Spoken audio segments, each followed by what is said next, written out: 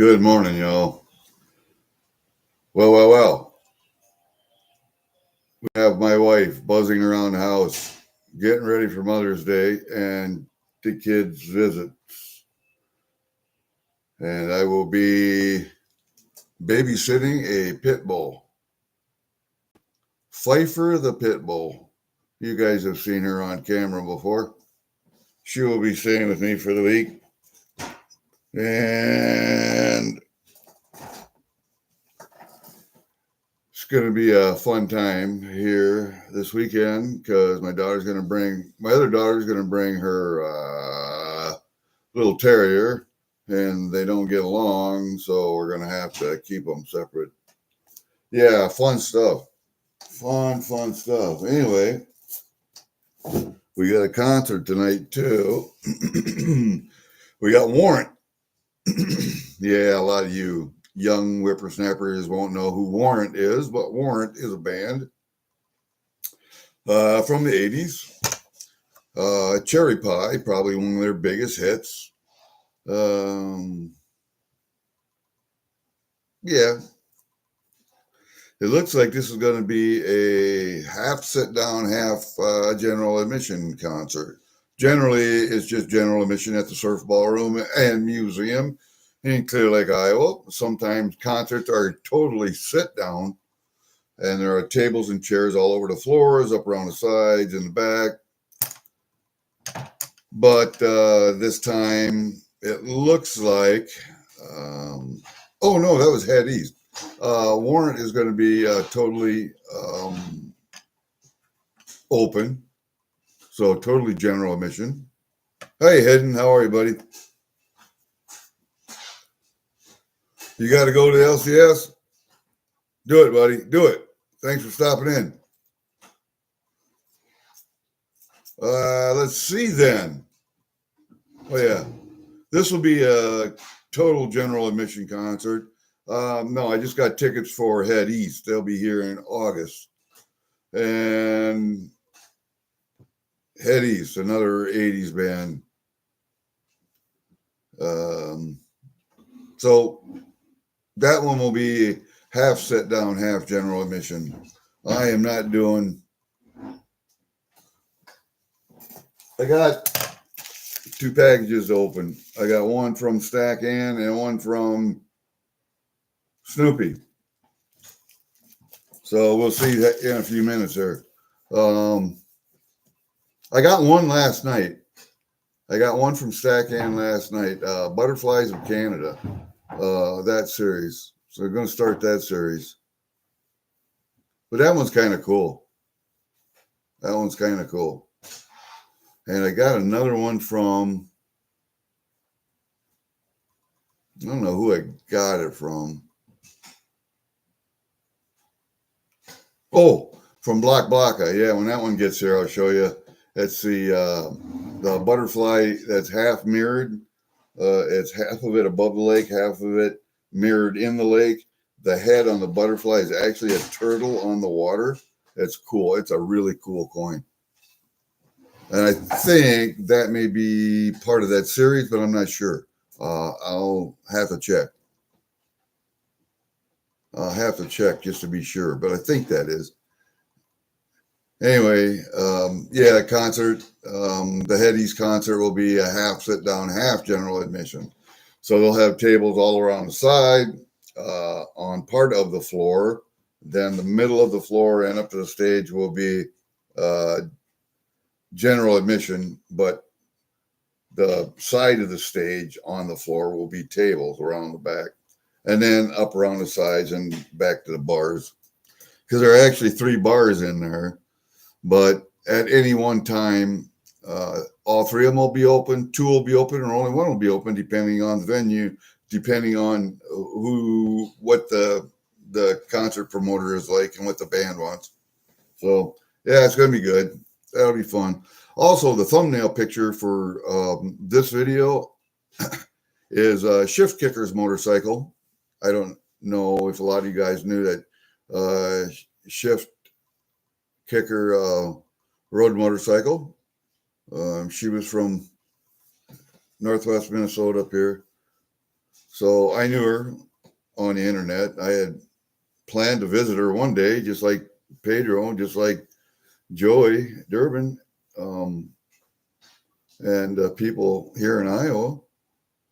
But sadly, she lost her battle with cancer and passed on. I don't know what became of her motorcycle, but there's a picture of it when she had it.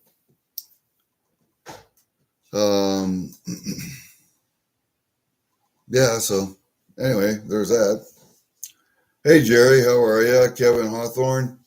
Hold up a minute. Let me make you guys mods. I will give you wrenches. I do that so that you guys,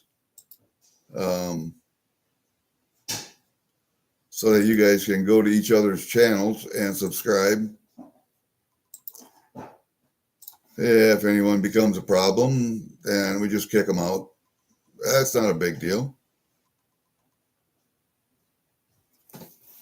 But yeah, so that's Shifty's motorcycle. What else I was going to say? Any other announcements? Oh, that's what I got left. I'm sitting here eating it. I ate some last night. My pepper jerky. Look at the black pepper on that. Yeah, it's encrusted with black pepper. Nice and hot. It's not terrible hot. It's just a little hot. It's got a little red pepper in it, but I like to encrust it with black pepper because it tastes good to me. But that's it. That's the last of it. I had like 10 bags of this. It's gone. I don't know. I sent some to some people. They liked it. I don't think they would buy it at the store, but they liked it because it was free. Okay. See you, Hayden. Take care, buddy. This one's kind of stuck up at the top. This one's from Snoopy. There's only one something in there. I don't know what it is, but we're going to look at that one real quick. Because I do have to go out the shed. I got to make a couple phone calls.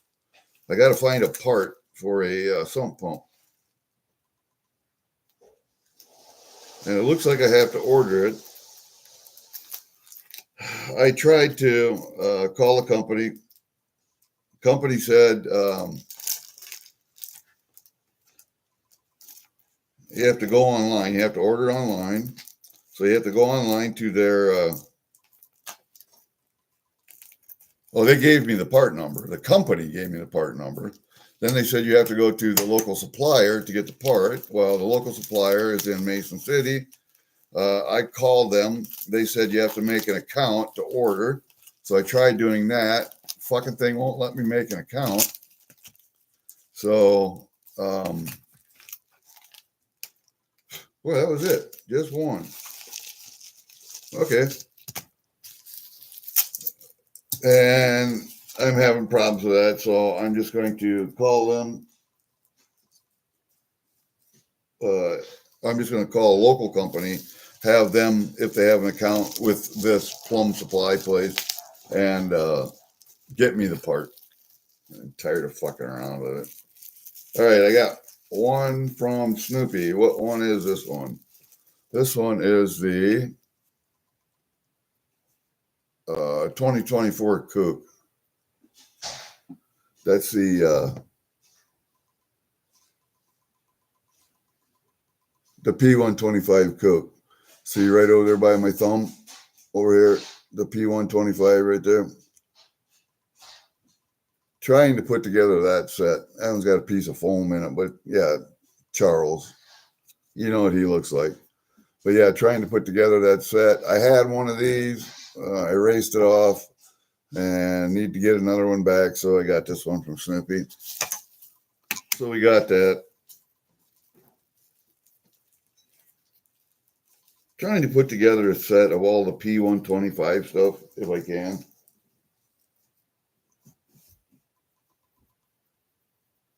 Maybe at some point we'll do if I get most of those coins together, or do a vid just on those. I don't know. I do have the koala.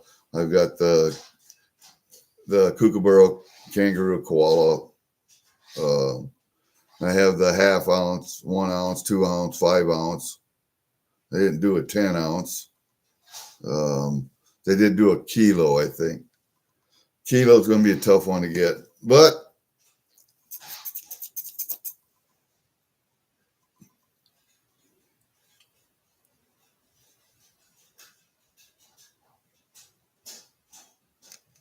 I don't need kookaburras. What I need are the P125 coins, the 125th anniversary coins. See, right over here where it says P125. I don't know if you can see that or not.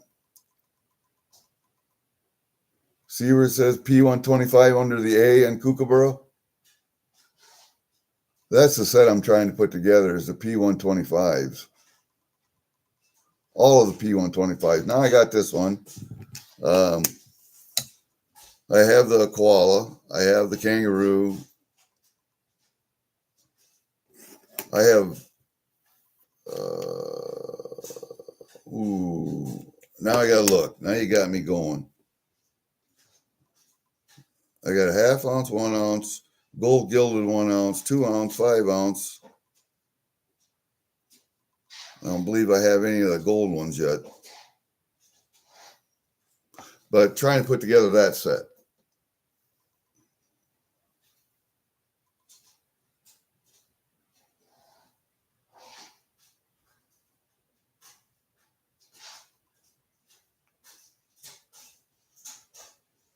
I'm not sure.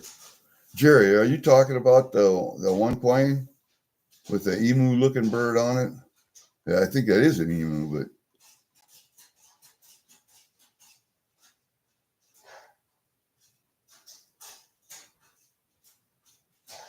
I don't know what the big fascination with kookaburras is.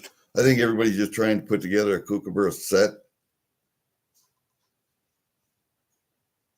I don't know. Is it just because it's a bird or what? I don't know. I don't understand the fascination with kooks. Is it just because it's a bird? Why not put together the whole set of koalas? Koalas are cute. They're cuddly. I don't understand the fascination with kookaburras. I really don't. But somebody enlighten me. I'm not that guy, I guess. I'm more of a stacker than a collector, but I do have some collections. I don't have Australia collections. I have Canadian collections. And I see a fascination there, but yes, I can see a fascination with a bird, but kookaburras? I don't know. I don't get it, but all right. Then we got one from Stack Am. I think there's only one in here too. I just won a couple. Oh, a nice one from her last night. 2 of them, actually. Canadian. I got a Canadian 3/4 ounce ram and that butterfly. So that worked out pretty good last night.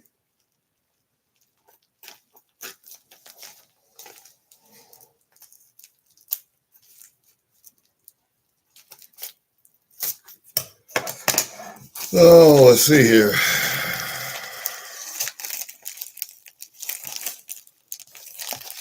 Another one taped in there. Come on, guys. You son of a bitch. Yep. It's a good tape job. You guys do the same thing I do. Try and tape them in there so they don't slide around. Sometimes I can get them out. Sometimes I have to destroy these packages to get them out. And I like to try and reuse these if I can, but this one doesn't seem like it's going to come out. So, it's going to get used for packaging material.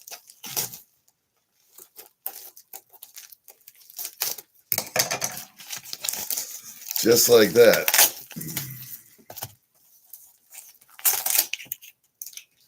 Yep, good tape. Good tape, Ann. So now we just use it for packaging material.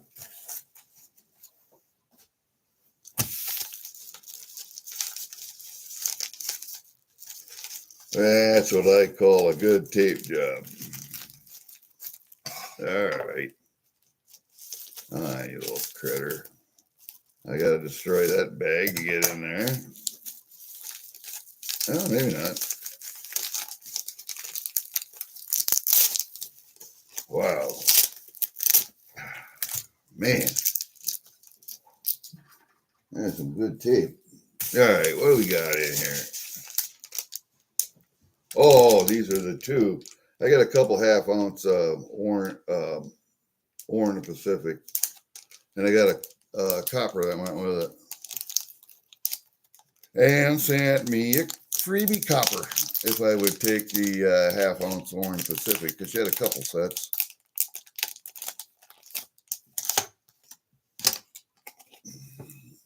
I love it. Little notes on the back. I love the little notes.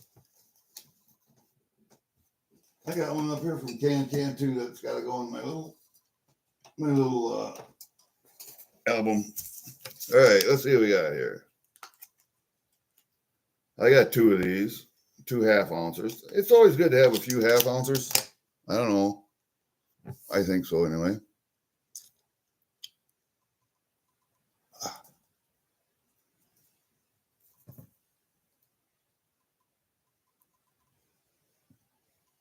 Cover my face because China.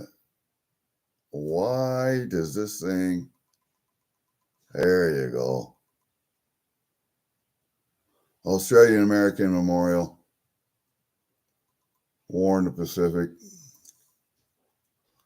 41 to 45. And 2 of them. I do have the gold 10th ounce that goes with this. I don't know if they made them in a 1 ounce silver, but I do have the 10th ounce gold. I don't know if they made them in a 1 ounce. So that's pretty cool. And then what do we got? We got a copper in there. Oh, and by the way, you know, these bags right here are some of the strongest little bags that there are. I don't know why, but those things are great. Yeah, this 2024 is a P125. Trying to collect all those P125 coins. See, it's right up under the A up there, if you can see it. I don't know. Can you see it by the A? Right there. Now you can see it. Yep. Oregon style packaging. Is that what that is? Those bags are the best bags. I love them. I actually store coins in these bags when I put them away. Yep. There we go. Ginger's supposed to be on at oh, this is Gunner Gary. That's what I got.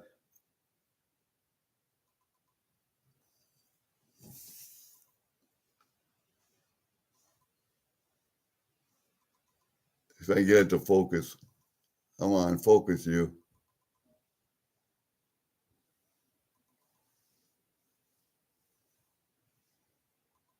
Damn. Wants to focus on that turkey over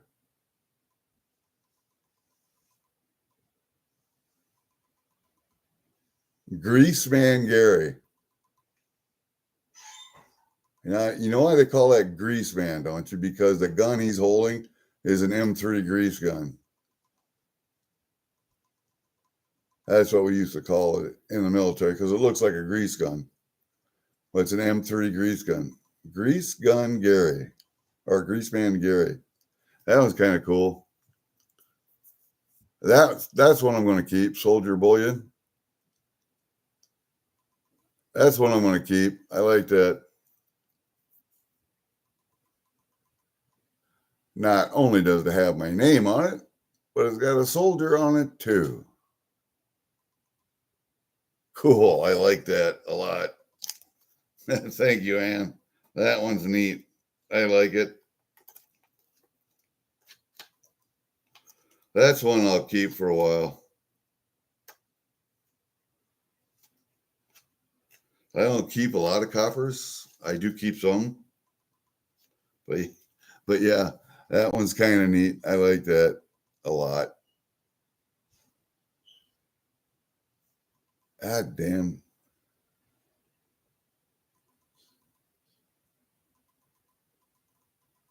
Grease Man Gary. I like that. That's neat.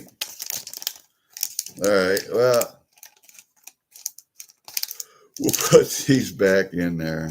We'll take these out because I had a whole bunch I was going to take out of Canadian stuff that I showed you yesterday from Durban. That stuff's going to go out into the Canadian collection.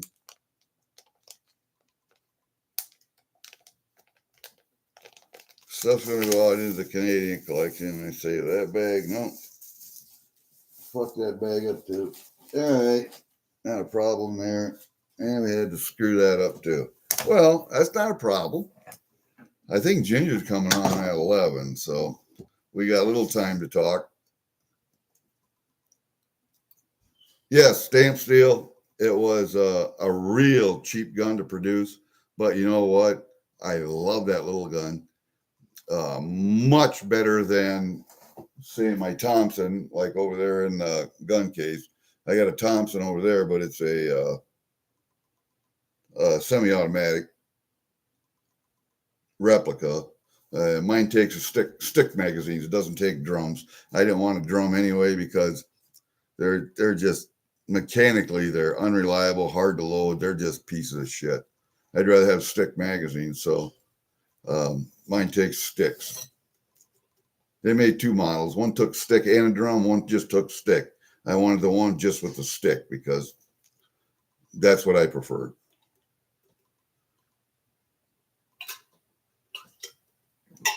But the Thompson, even though the rate of fire was great, and it was mechanically a sound weapon, just a heavy fucker, and it was more expensive to build. You know, the more machining, the more complex something is, the more it's going to cost to produce. So, one of the reasons why the Galil was chosen as a United States weapon, which turned into the M16 and then the M4 carbine, but that's why it was chosen. A gas impingement system, doesn't have all the moving parts, piston, spring, all of that crap in there. You just have gas blowing the bolt carrier and bolt back. You have a spring and a buffer. You don't even need the spring and a buffer. You do need a return spring, but you don't need the buffer.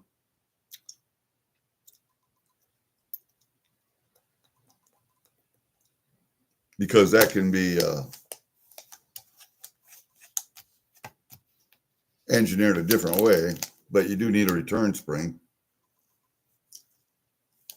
So yeah, it was cast, but it was machine. It's yeah,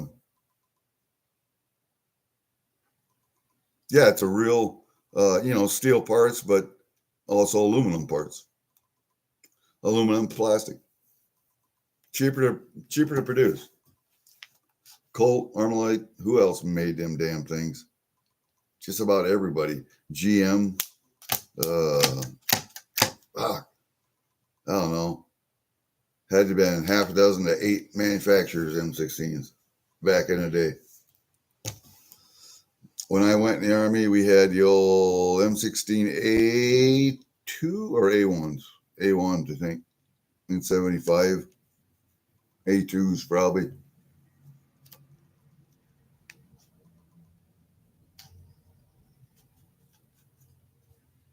Hey, Scotty.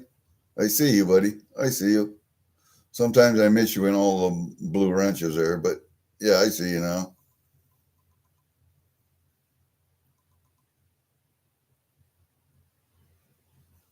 Yeah, I like the grease gun. It was actually a pretty nice weapon. And being an SF, we constantly cross train. So everybody on the team would cross train other team members in their specialty. So I was a demo guy, so we would do fusing. One drill, we would do fusing. And you have a 2 or 3 day drill. You had a 3 day drill if you made the jump on Friday night. Then you got to jump on Sunday. That doesn't leave you a lot of time for classes. So one specialty, one item in per specialty per cross training period per drill weekend.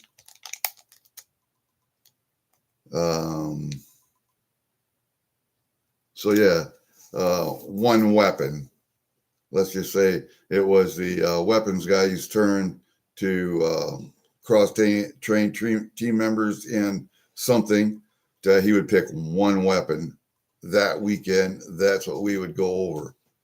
Whether it's an AK, an M16, an M4, M3, M60, 03A3, whatever the weapon system is. And we'd have a range set up. He'd have a range set up so we could go to the range. We do the cross training at the range, actually shoot the weapons. So that person would have to set up with the company, S3, S2 and S3 actually, and coordinate with those people who would have to coordinate with battalion and group for ammunition, for ranges, for transportation,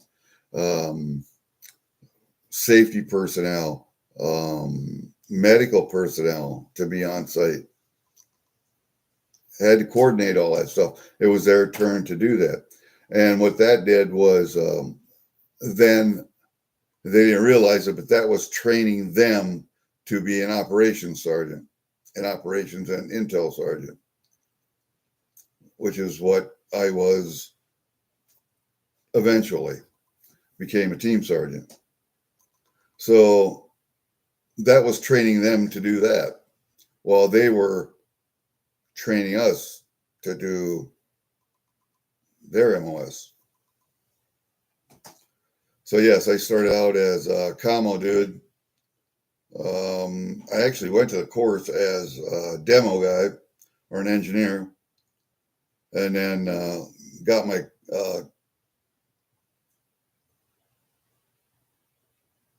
commo awarded to me because I had been in commo for, at that point, 1, 2, 3, 4, 5, 6, 7, 8, 9, 10 years of my career.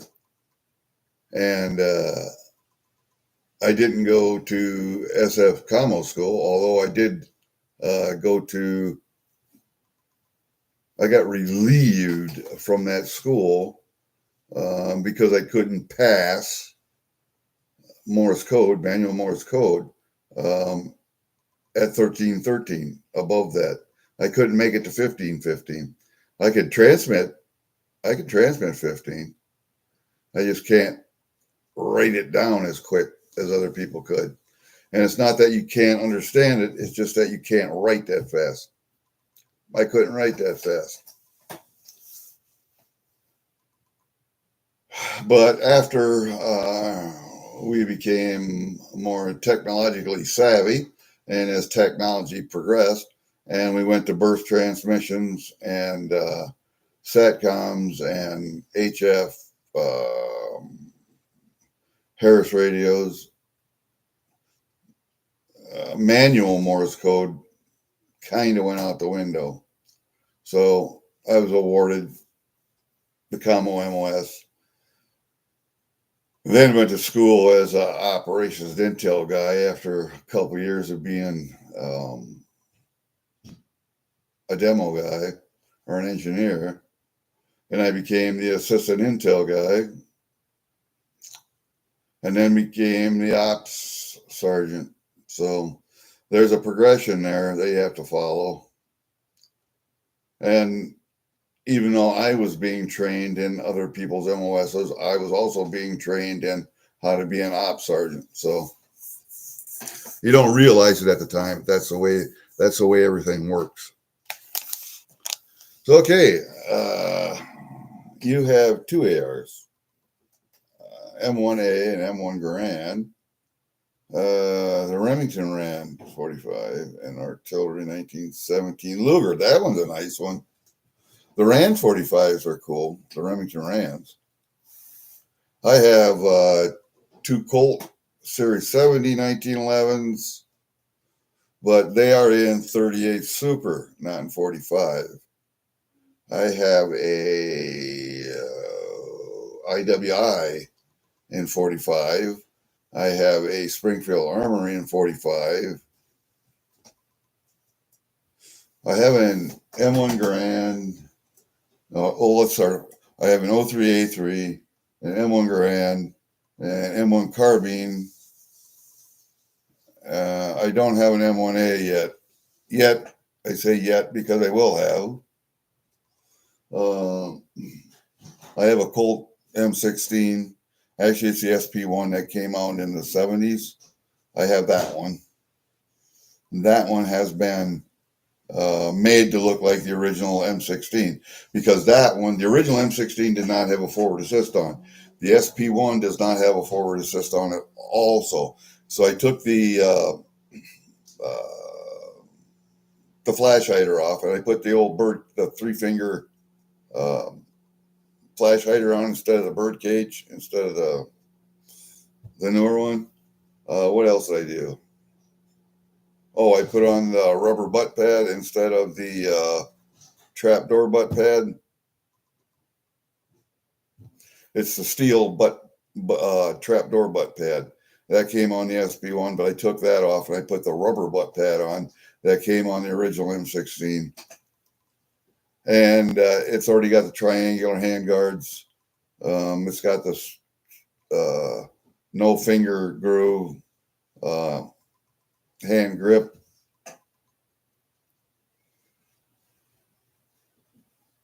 All the internal parts are original except for it's not drilled for a disconnect, but everything else is original. So that means that the switch can be the safety switch can be rotated to 3 different positions, but it doesn't do anything. So that's about as close as you can get without having the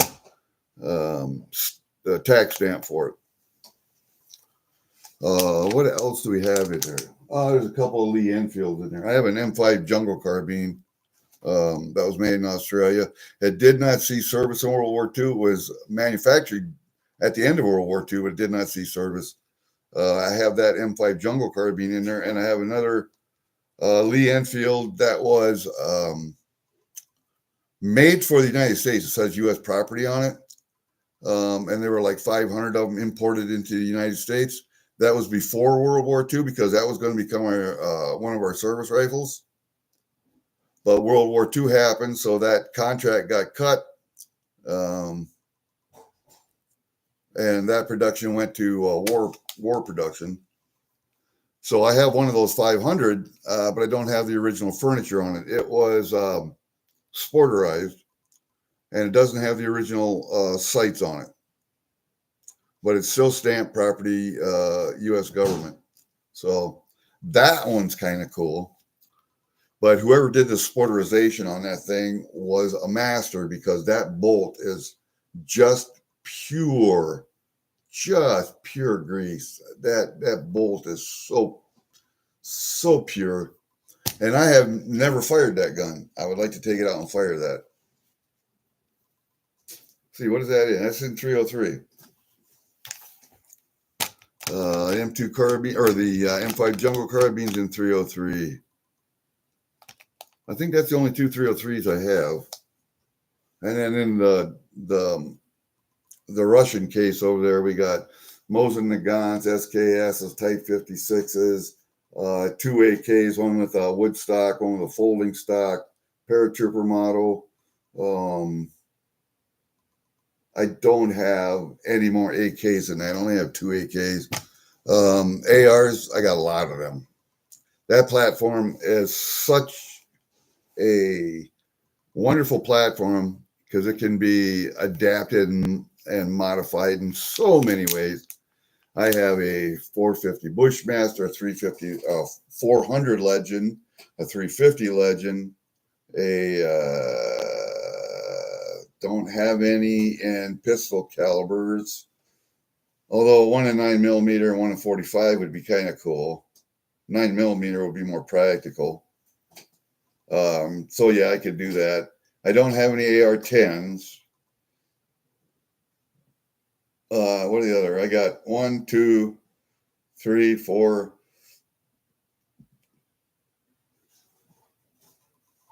I think 4 in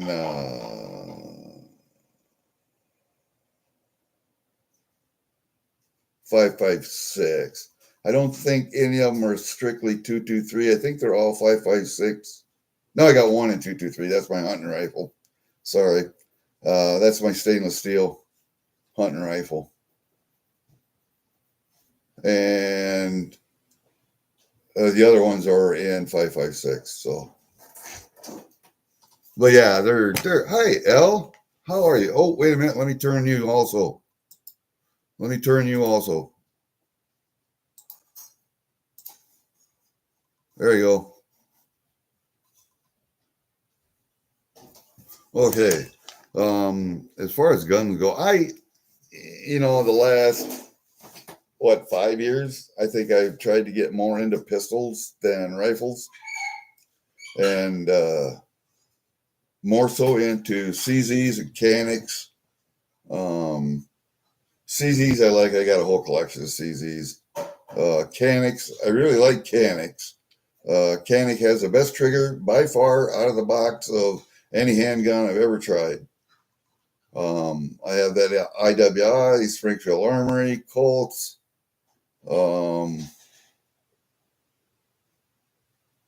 Ruger's. I think one of my original weapons was a P90 DC Ruger. And great gun, just heavy, steel back in the day. I used to carry that. I have since gone the way of polymer frame guns, and I experimented with a lot of striker fired guns. I'm not comfortable carrying a striker fired gun with no safety other than a trigger safety, a bladed trigger. Because I'm an old 1911 guy with a thumb safety, double single action. I love with a thumb safety. Because I can carry cocked and locked, or I got a first shot long pull, either or. I am not a big fan of strictly single action pistols unless they have a thumb safety and I can carry them locked and cocked. That I prefer a double single with a thumb safety. That's what I prefer. So I can carry it either way. But finding one that's not steel or aluminum frame is a bitch. If they made a polymer framed one that was a compact size, not full size, but compact size, and not a micro compact or a subs I can handle. Micros, no, I don't like shooting them. I don't like, I'll carry one. I have one Ruger LCP that I can slip into the pocket of my dress pants. But other than that, no. They're not fun shooting. They're okay just to have one, but they're not fun shooting. Not for my hand, anyway. Not for my wrist. That's why I don't have a 460. That's why I don't have a 454 Casull. That's why I don't have a 500 AE or a Beowulf, because my wrists don't like them. I do have a 480 Ruger in a Super Red Hawk with a 9.5-inch barrel. That gun is fun to shoot. It kicks like a 44 mag. It's got the ballistics of a little bit better. Say a 44 mag has got ballistics like this. A 454 has ballistics like this. A 480 is right in between those two. I mean, right, it splits those two perfectly. I've shot bear with the 480 and I've shot deer with the 480. So it's more than capable. What else we got? Plenty of 22s. Plenty of 22s. And I won't even go into the bolt actions at all. My bolt action hunting rifles. I hunt with a 7mm Rem mag for big stuff. I hunt coyotes and fox with either a 22-250. Oh, that's the one I have in an AR, 22-250. Or 223.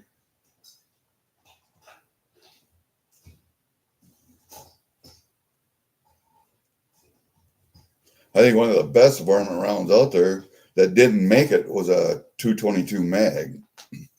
A 222 mag. But the 223 had better marketing. So that's the one we're using today. I don't know. Butter, huh? Yes, it's just like butter. I could take it out and show you, but I can't do it on live. I'd have to upload a video to do that. Just because of YouTube's stupid policies. But, I mean, I could have it laying on the table. I turn the camera around for a second, go get it, lay it on the table, but that's no fun. No fun at all.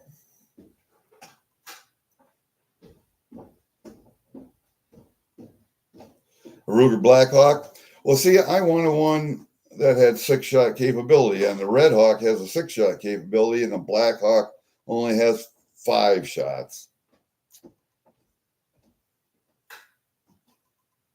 No, hunting's not a lot of work anymore. You ride your 4-wheeler out to your blind because you've had a pop-up blind set up. You go in there, you have your lawn chair, your heater, your cooler. You put a camo net over your 4-wheeler, and you can park that a little bit away from your blind, walk to your blind, sit in there, open your windows, and have at it. I sold all of my ladder stands, all of my hanging stands, all of my screw steps, all this. I sold all that stuff because I'm not going up on ladders anymore. I'm too old and too crippled for that. But I can still shoot. I can sit down in a chair on the ground and shoot, or sit down by a tree and shoot, which is kind of what I normally do. Either that or I'm eligible for a handicap license, and all I have to do is pull off the road onto a field and throw it in park and shoot. I can shoot from a vehicle.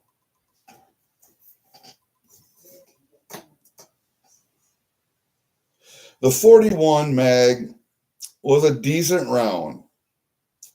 But what is a 41 mag? It's a 10 millimeter, basically. 10 millimeters, 41 caliber. So I'm going to put my feet up. So what took over? Let's get it around here. What took over for the 41? 10 millimeter did. 10 millimeter became the go-to. I need a 10 millimeter yet, but I don't know what I'm going to get it in. Probably a Ruger Blackhawk, or a Red Hawk, sorry. Not a Blackhawk, a Red Hawk. I don't think I'm going to get it in a semi-auto. I want a little bit longer barrel than a full-size semi-auto. I think. But I have to do some more research. I could do a semi-auto if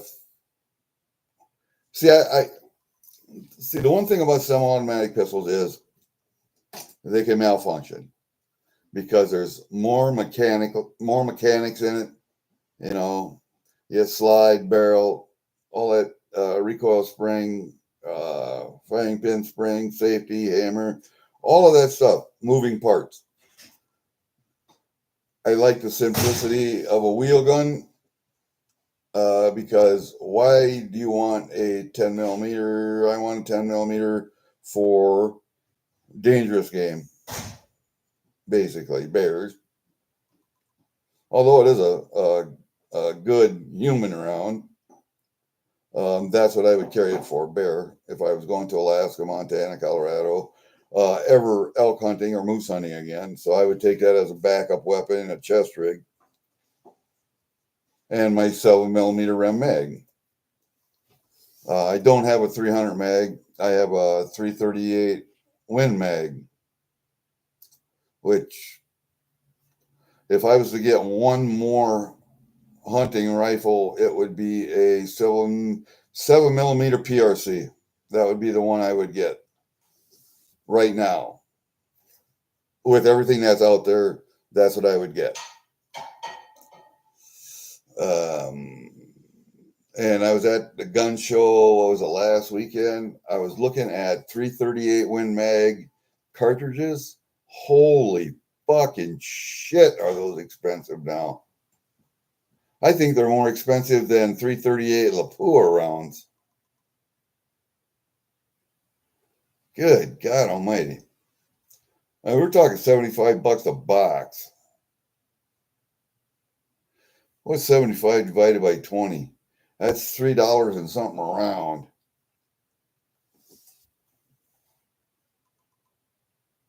So there's not going to be a lot of target shooting with that one. Oh yeah, it's an all-day project. Sure it is. Or like our deer season, which is our first deer season, shotgun season, which is 5 days long. It's a 5-day thing. Yeah, you got to wake up early, go to bed late. You got to butcher deer, gut, skin, drag, quarter, whatever, hang them up. Because I got the beam, I got the winch, I got the 8x10 walk-in cooler, I got my own butchering room and packaging facility. We do all of that stuff there. I can mix sausage, bologna, anything you want. We can case it. Got stuffers. Deer skins get sold. I sell them to the guy out of Illinois, Grunwald Wool and Fur and Wool. He comes around in a truck. So I sell to him. I've sold him fur for a long time. I've sold him deer hides for a long time. I could trade him in for gloves. I could trade him in for cash. And usually the cash gets donated for many, many years to the Alamo Scouts, which is the local scout group up here. Or this year it was donated to me because I provide the electricity, the cooler, the shed, the butchering room, the water. Yeah. So I am the one, the LP gas to heat the goddamn place. And if anything goes wrong, I'm the guy that's got to fix it. I'm the guy that's got to clean out the fucking drains at the end of the year. So, yeah, I'm the one that's got to do all the cleanup work. So, yeah, the money went to me this year. And it ain't a hell of a lot, 60, 70, 80 bucks. You know, we sell, some guys take their own deer hides. So there's 1, 2 over there. There's 5 that go down there, or 6 that go down there, 7 maybe. Out of the 26 deer that we get, or 25, 24 deer, depending on how many people are with us that year. And it's not 26 people. Don't get me wrong. Some people have 2, 3, 4 licenses. So as a landowner, I could get, I think with my regular deer season licenses, I could get 5 to 7 licenses in there somewhere if I wanted to. I can't eat that much deer. Not anymore. When I was raising the girls here, we survived on venison and bluegills, basically. And so we ate a lot of deer, a lot of hamburger, a lot of deer burger. And now that they're all grown up and they're gone, it's just me and my wife. My wife has turned into a bird, and she eats grains and chicken and turkey and vegetables and doesn't eat much for red meat anymore. So we don't eat a lot of deer. There she is. I am not a bird. She's a bird. Here, wait. See how tall? See how tall? That's a bird. I know. See, I'm tall.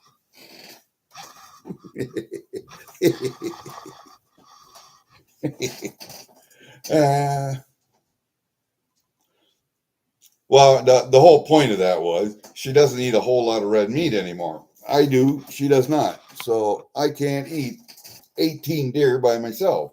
I can eat one. I still have deer in the freezer from last year, for God's sake. And this year, I didn't hunt the last, 1, 2, 3 years. So I just got deer from the guys that butchered their deer. I just get a little deer from them, enough to make jerky and enough for some steaks. I don't even think I may ground some hamburger, but I got a lot of hamburger left. So, and I still got beef burger from the neighbor's, God, it was 1,200 pound cow that went down, broke a leg. We killed it, butchered it. He just gave it to us.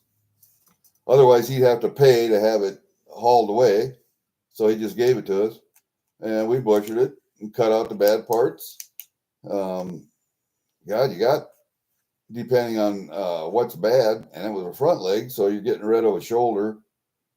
And depending on how long it's been broke, might have some fever in it. So you get rid of that part, and you eat the rest. Same thing with hogs, man. A hog goes down. The guy that raises hogs, call us. We'll come over and get it. Not a problem. We'll butcher.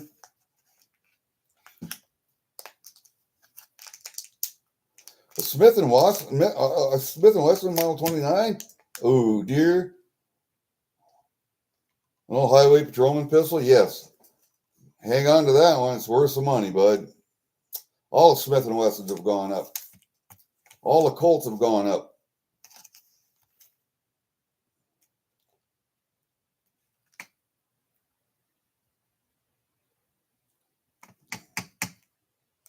God, even the old CZs, like CZ75,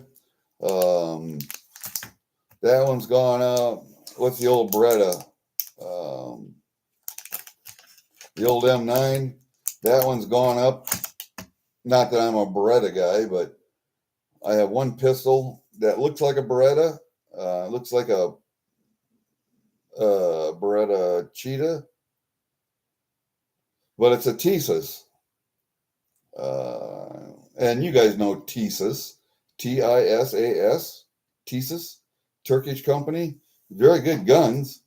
This one looks exactly a direct model of the Cheetah, but it's called a Fatih. I saw that one at a gun shop. There were two of them, one new, one used. I bought the new one for $250.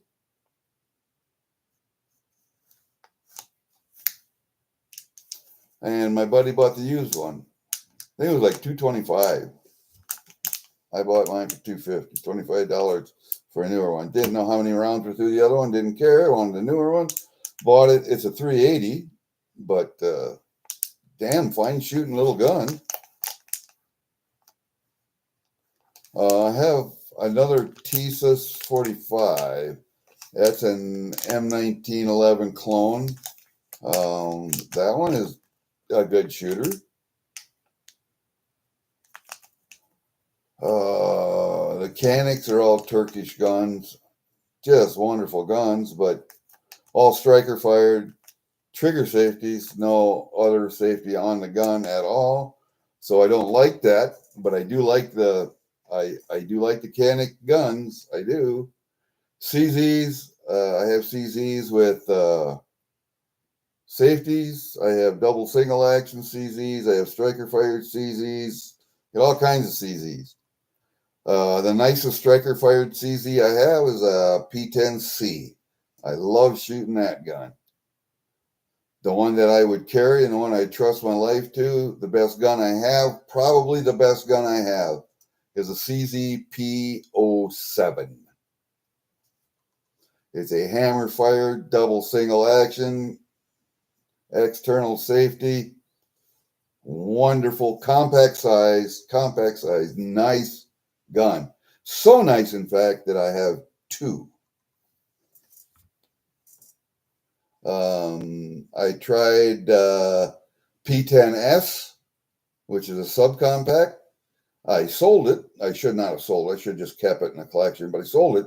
I did not like shooting that gun at all. At all. There's a P10M, but and that's a small gun also, but it's only a single stack magazine, so you're only getting 7 rounds. Do I want that one? Add it to the collection of CZs, but if I were going to buy a CZ today, I would buy an SP01 or an SP1 if I could get it, but an SP01. It's just a modernized version of an SP1. And then a CZ75 just to have one for nostalgia's sake. But the SP1 was an upgrade to the 75, and then the SP01 was an upgrade to the SP1. So which one do you want? I would like to have the original CZ75, but I think those are a little expensive.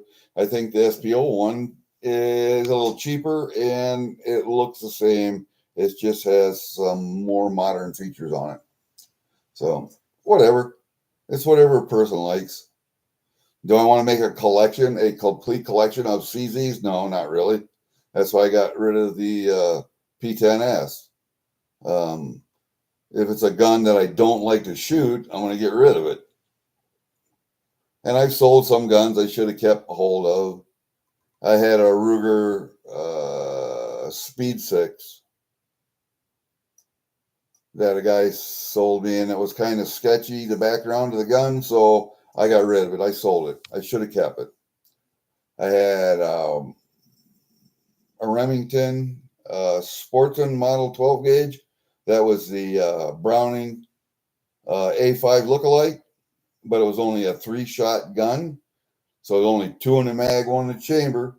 It was called the Sportsman because it was a waterfall gun. And waterfowl can only have 3 shots in a gun, can't have 5. So most guns have a plug-in. This one has a magazine that only accepts 2 rounds. Anyway, I sold that one to my brother, and he still hunts deer with that today. Tried to buy it back. Nope. I sold a Model 88 lever action Winchester 243 to a neighbor, a friend of mine, and I believe he still has that.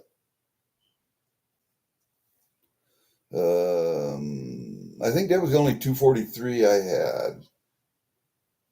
I may have another 243 downstairs, but I'm not sure.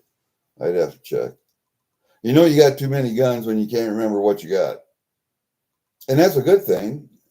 Not a bad thing. It's a good thing. But when it comes to pistols, Canics, CZs, Rugers, Colts, I do like Rugers. I have a Ruger. Oh, that's one thing I have. I have a Ruger PCC or pistol caliber carbine but it's a Ruger. I forget the model number on it, but it's a 9mm. It takes Glock magazines. I forget which one that is.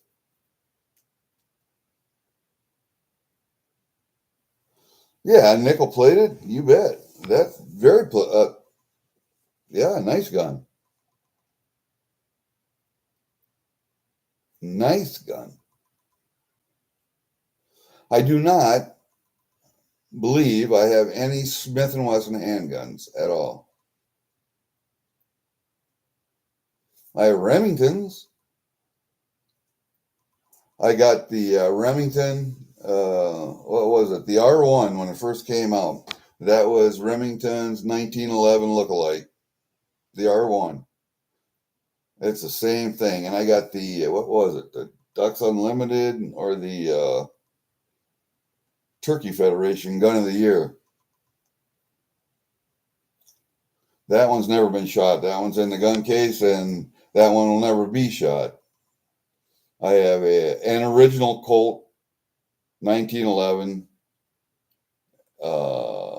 38 Super that came from my gun dealer across the way over here because they looked for 38 Supers for me and let me know when they come in. This one came in from Colt to the dealer without any sights on it, rear or front sight. And I called it Colt, and I asked them why, and they said most retail dealers like to put their own sights on. So really, that's interesting.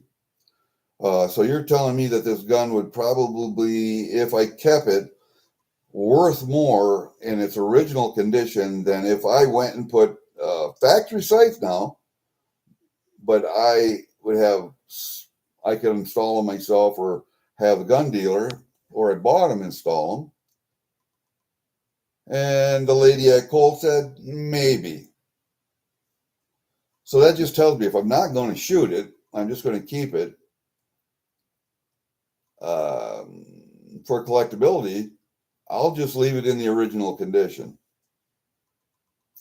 And I have an original Colt 1911. It's also a Series 70 38 Super that I bought at a a pawn shop in Massachusetts when I was stationed at Fort Devens. I bought that gun for $350. I shot the shit out of that gun. It's in the case with the other 38 Super now because I bought a Springfield Armory 1911 38 Super. And that's the one I shoot now. That one I retired and put with the other Colt. So I have three 38 Supers. Sorry. I like that round. If you've ever shot a 38 Super, I call a 380 a 9mm short. That's what I call it. Then the 9mm I call the long rifle because it's like a 22 long rifle. You got 22 short, 22 long rifle, and then you got 22 mag. Well, you got 9mm short, 9mm long rifle, and 9mm mag, which is a 380 or a 38 Super. All the same bullet diameter, all the same case diameters. It's just case length. So I can shoot 9mm in my 38 Super, but not vice versa. And I do that a lot. I'll shoot 9mm in my 38 Super. The case just doesn't headspace on the mouth anymore. It headspace is on the rim. So, or not on the rim, on the mouth.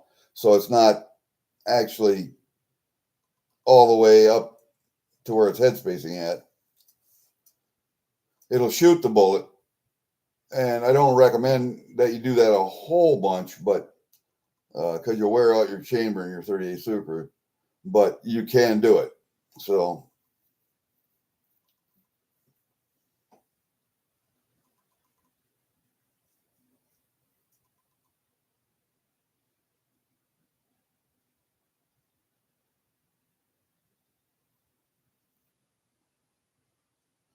Anyway, I don't know if you guys are listening anymore, if anybody's in chat, but we're going to end it because we're at an hour and I got to go do stuff. So I want to be standing in line. Let me see, doors open at 8 at the concert. I want to be standing in line by 6. It takes me an hour to get over there, so I have to leave be by 5. I have to leave by 4.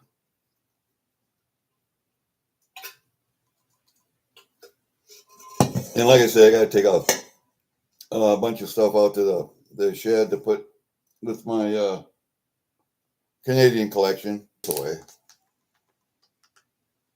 Yeah, I'm gonna keep these Victory in the Pacific. I don't know if they made an ounce one like that, but I think I'm going to get an ounce one too if they do made it, because they do have the 10th ounce gold one. So put those together kind of as a little set.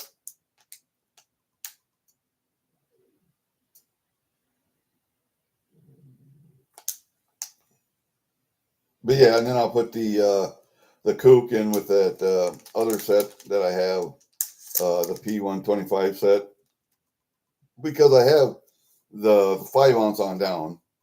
I even have the gold gilded one, the gold gilded 1 ounce. So I got the 5 ounce, 2 ounce BU, the 2 ounce colorized, the 1 ounce BU, the 1 ounce colorized. Oh no, those are the double dragons. Sorry. Yeah, those are the double dragons. Now I got to look at my P125 collection and see what I got there. Damn. You guys have got me all weirded out. All right. Well, that's what I'm going to do. All right. We'll see you later, guys. Peace out. See ya.